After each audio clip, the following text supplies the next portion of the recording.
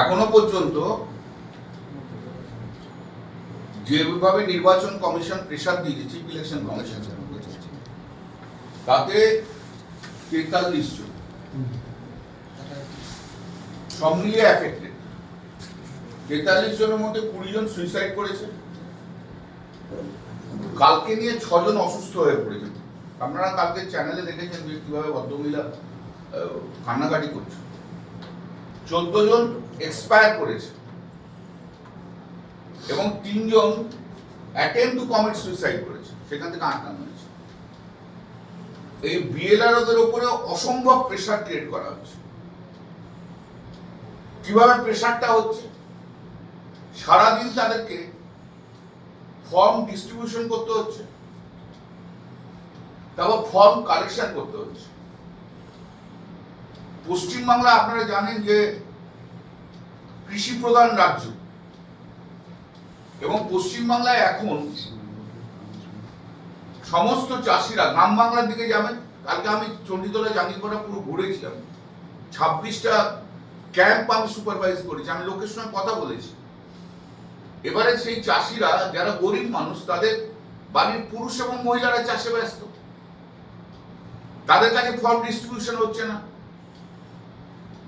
তারা আতঙ্কে রয়ে যাচ্ছে। এই বিএলআরওরা সারাদিন ধরে করে পরে যেগুলো কালেক্ট করে নিয়ে আসছে তাদের তো আপলোড করতে হবে। এবার রাত্রিবেলা তাকে আপলোড করতে হচ্ছে। এই আপলোড করার সময় 3-4 ঘন্টা সার্ভার কাজ করছে না,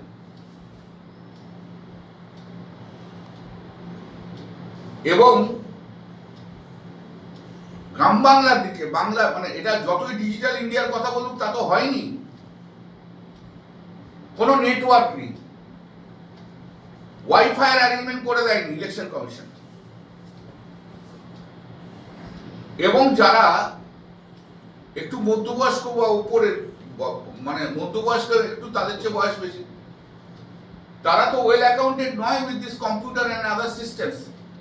তারা আপলোড করতে পারছে না, তারা প্রেসারে রয়ে যাচ্ছে।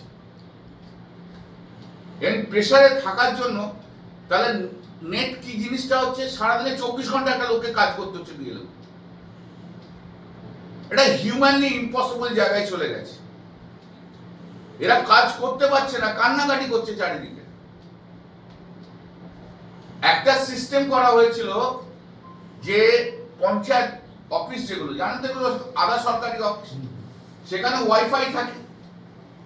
এই বিজেপি লোকগুলো এমন এই বাংলা খেকো হোমোটা এমন প্রেসার ক্রিয়েট করেছে, কি কাঁথির বাংলা খেকো হোমোটা, তাদের পঞ্চায়েত অফিসে পর্যন্ত বসতে দিচ্ছে না।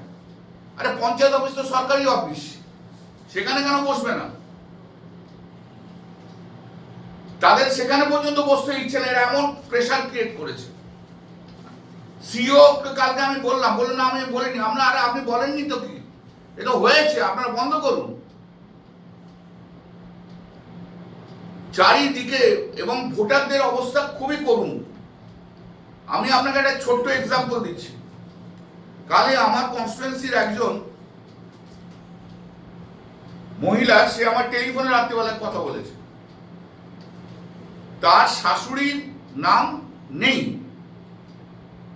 2002-এর এসআইআর এর নাম নেই, কিন্তু পশ্চিমবাংলার মানুষ।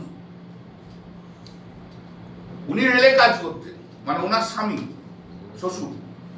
শ্বশুর মশাই মারা গেছে 1995 সালে। ওনারা খড়গপুরে পোস্টিং ছিলেন, তখন ভোটার লিস্টে নাম ছিল। এবার ঠিক 2002 সালে 2001-এর শেষে ওনারা ট্রান্সফার হয়ে যান ঝাড়গ্রামে। এবার 2002-এ এসআইআর লিস্টে নাম নেই তাদের। এবং পরবর্তীকালে যে ভোটার লিস্ট হয়েছে সেই ভোটার লিস্টে ওদের নাম আছে। প্রশ্নটা এখানে কি, যে 2002 এসআইআর এর নাম না থাকলে তো হবে না। এবার সেই শাশুড়ির স্বামী মারা গেছে, শাশুড়ির বাবা মারা গেছে, মা মারা গেছে, তাদের এপিক কার্ড ফেপিক কার্ড কিছু ন্যাচারালি কোনো মতে জানা যাবে না। তো এইভাবে কি এসআইআর হয়? আদৌ একটা জেনুইন ভোটার, জেনুইন রিজনে ট্রান্সফার হয়েছে, রেলে কাজ করে। তো আমি তাকে অ্যাডভাইস করলাম, ওখানে আত্মীয় রয়েছে, তার শাশুড়ির কেউ বেঁচে নেই, বলে জ্যাঠামশাই বেঁচে আছে। আত্মীয় যদি হয়ে থাকে, আত্মীয় আছে, আমার জ্যাঠামশাইয়ের এপিক কার্ডের নাম্বার দিয়ে ফর্ম ফিল আপ করতে বলুন, তারপর আমি দিচ্ছি। প্রচুর ভোটার, তাদের 2002 হয়তো এসআইআর নাম ছিল না, পরবর্তীকালে নাম এসছে। তাদের বাবা মা মারা গেছে, বিভিন্ন জায়গায় চাকরি করতো, ট্রান্সফারেবল জব কোথায়। আমাকে যদি বলেন আমার বাবার এপিক কার্ড নাম্বার কত, আমি পাবো না? মায়ের এপিক কার্ড নাম্বার পাবো আমি? তা তো বাঁকুড়ার ভোটার ছিল। Is it possible? ফরচুনেটলি আমার 2002 এসআইআর নাম আছে। এটা অবাস্তব প্রক্রিয়া চালু হয়েছে, তাতে দুটো দিকে একটা ভীতি সঞ্চয় করা হচ্ছে। একটা ভীতি হচ্ছে বিএলও যারা কাজ করতে পারছে না, অক্ষম হয়ে যাচ্ছে, এত প্রেশার। আর হচ্ছে জেনুইন ভোটার। এটা অদ্ভুত একটা প্রিন্সিপালকে অ্যাপ্লাই করা হয়েছে। আইনে কোথাও নেই যে স্পেশাল ইন্টেন্সিভ রোল করতে গেলে পুরনো 2002 মানে এসআইআর কে অবলম্বন করে করতে হবে, কোথাও নেই। বেআইনি কাজ হচ্ছে পুরো। চিফ ইলেকশন কমিশনার যিনি আছেন, তিনি তো দিল্লিতে ঠান্ডা ঘরে বসে বসে পরপর ইনস্ট্রাকশন দিচ্ছেন, থ্রেট যাচ্ছে।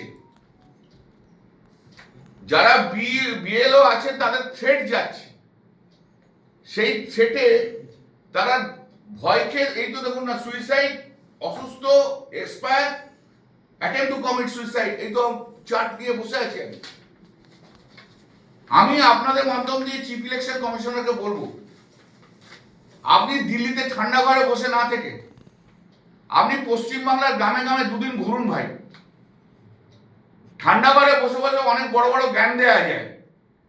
জীবনে তো কোনোদিন মাঠে ঘোরেননি, অমিত শাহ আপনি সেক্রেটারি ছিলেন, তো আপনি কি জানেন? I will request the Chief Election Commissioner kindly move around the villages of the West Bengal, rural areas of the West Bengal. See the situation of the BLOs. Don't give your servants sitting at chief election নির্বাচন ভবন, যাদের practical জিনিসের sense নেই, and the Chief Election Commissioner